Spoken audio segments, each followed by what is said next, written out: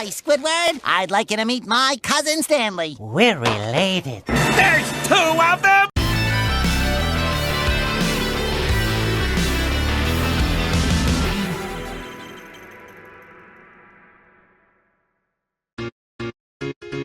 If you've been around in the Undertale / Deltarune space, you know just how many batshit connections and mysteries there are.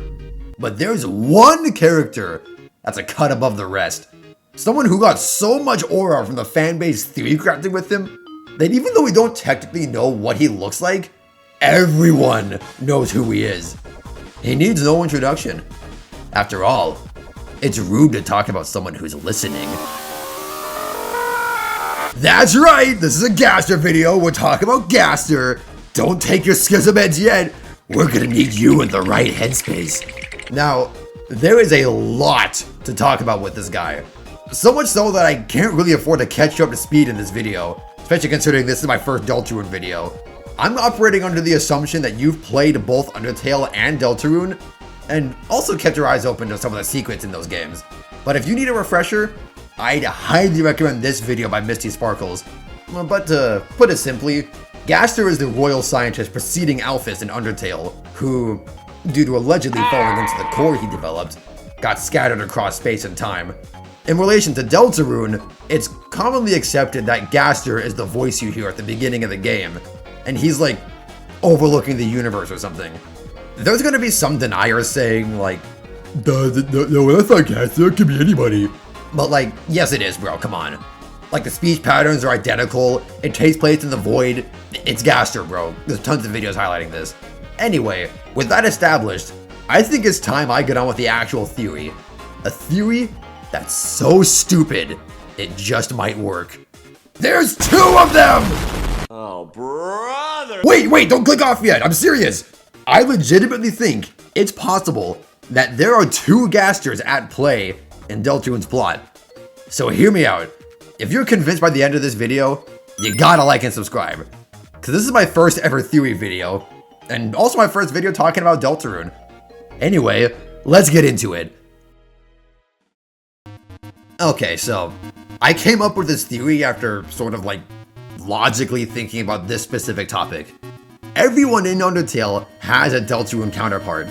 Like, part of the appeal of Deltarune is how it's a parallel story to Undertale. And we can definitely see that through how the characters carried over. Toriel, Sans, Undyne, Monster Kid, Temmie. As far as I can tell, everyone is accounted for in one way or another. Well, except Kara, I guess, but I doubt that Chris looking like Kara is a coincidence. Anyway, my point is that every Undertale character made it into Deltarune one way or another. Gaster is just as much of a character as everybody else I mentioned, even if we aren't supposed to see him directly.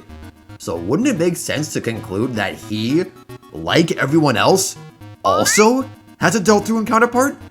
Like, think about it. He's a hell of a lot more important than the Ice Wolf, or that weird girl who puts her brother on a leash, but they're here. Why not Gaster though? What happened to him? Well, the crux of my theory is that I think Deltarune's Gaster was usurped and replaced by Undertale's Gaster. Stay with me now, this'll make sense, I promise. So to lay some groundwork, just because something happened to a character in Undertale doesn't necessarily mean it happened to them in Deltarune. For example, Azriel's alive in Deltarune, whereas in Undertale he died and turned into Flowey. And no, don't be a smartass and bring up Azriel's dust theory, I'm just using an example. Anyway, I'm saying that prior to the events of Deltarune, Gaster wouldn't have been shredded across space and time because there was no core for him to fall into. He would have filled a different role in the world, like how every other character has. Admittedly, this part is more of a headcanon, but I think it makes sense. Much like how other characters have more humble roles in Deltarune, like Asgore going from a king to a flower shop owner, and Alphys going from a royal scientist to a high school teacher, I think Gaster went from being a royal scientist to a therapist. That or some other similar field in psychology. Might be a strange conclusion given how he can come off as more cold and analytical, especially with fan creations like Handplates out there. But I think given a more realistic world, where he wouldn't have the funding to make shit like this, I think is reasonable. Heck, I think it's possible that he might have been the therapist Chris saw when they were younger. because it's heavily implied in Chapter 4 that Chris attended art therapy after certain events. This would put Deltarune's Gaster in a more humble, yet more fulfilling position than Undertale's Gaster. Sort of a grass is greener on the other side deal. And this guy was very green. I'm a firm believer of the green and in-between theory started by Morky on Twitter. A link to the thread will be in the description. But long story short, tons of green-themed correlations like this green painting between Sans and Papyrus's room, as well as the color green complementing their color palette, and a ton of other evidence, led many people to think that Gaster wore green rather than black and white.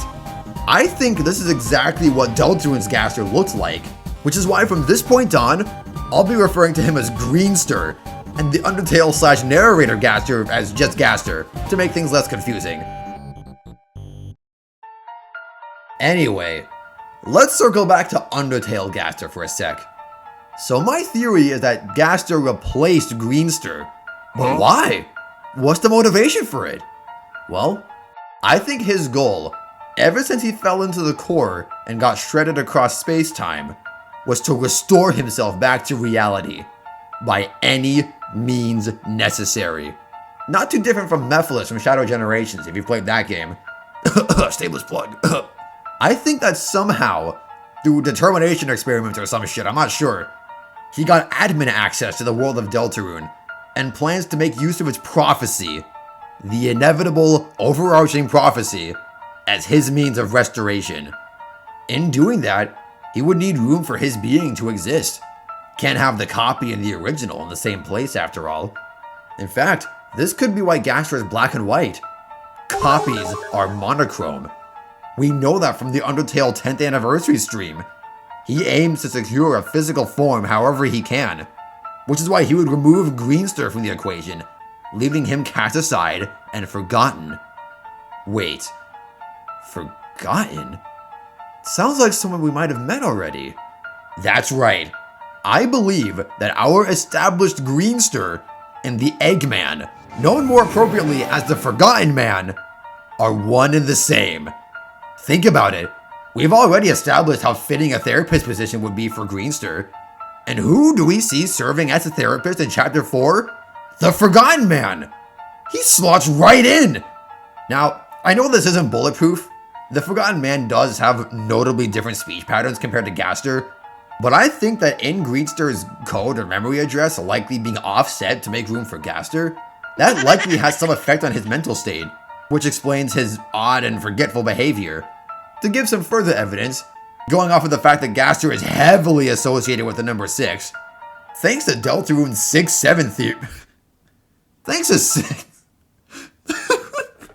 What the hell is this game doing to me? No, wait, seriously.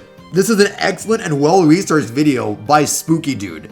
He mentions a point in the Chapter 3 Egg Room where there's an area with an RGB code, basically the value that dictates the pixel's color, with the value 167, 167, 167, making a light gray that is 1 point away from the floor in Gaster's room in Undertale, which has the value 166, 166, 166. I think this signifies that the Forgotten Man has a correlation with a form of Gaster, an offset form, if you will. One offset from 66 to 67, and promptly forgotten about. Now, let's get back to the point. Remember what I said earlier about Gaster using the prophecy as his driving force? There's more layers to this. This motivation answers some burning questions we've had about the game's plot. Like, for example, how come Gaster doesn't seem worried about the weird route at all? You're doing all these manipulative and backhanded things, and as an overseer, there's no way he hasn't seen what's happening in this route. I believe this theory tells us that the weird route, in some way, still manages to fulfill the prophecy, and as such Gaster has no problem with it. Granted, this isn't a new conclusion, especially with that whole one ending thing. People have brought this thing up for a while now, but this answers why Gaster doesn't intervene. But if he doesn't take issue with that, what does tip him off? The Forgotten Man. Thanks to the PlayStation achievements, we know that the only thing Gaster ever considers an issue is interacting with the Eggman. because you get locked out of the chapter achievements by beating him. And who do we correlate the Forgotten Man with? Greenster! Deltarune's Forgotten Gaster is trying to find his way back into the world by throwing off the prophecy. Our desire to find Greenster and learn more about him is giving power back to him so he can get his place back from Gaster in the Deltarune timeline. And Gaster knows this. He knows that Greenster is the only thing that can get in the way of the prophecy coming true, which is why he takes issue with it, as an attempt to steer you away from Greenster. Remember how he can sometimes see the Eggman in the light world? That'd make more sense if he was Greenster, cause he would be a lightener! If this theory is true, it would not only tie a bunch of loose ends like the ones I mentioned, it would highlight an awesome behind-the-scenes conflict within the game's narrative. And there's even more evidence! Right when you start up the game in the Gunner Maker, what's the title of the song playing? Another Hymn! You thought I wouldn't notice that, Toby? You thought I wouldn't take that name literally? Well, I did! There is another hymn. There's the Gaster from Undertale, who got shredded across space-time and found his way to Deltarune, and there's the Gaster from Deltarune, who's green and in between! Nothing gets by us, Chicky Toby! This fandom is too meticulous, too autistic, and too brain-rotten to let anything by. We are getting the Gaster fight in Chapter 6-7. It's gonna happen, Toby! It's gonna...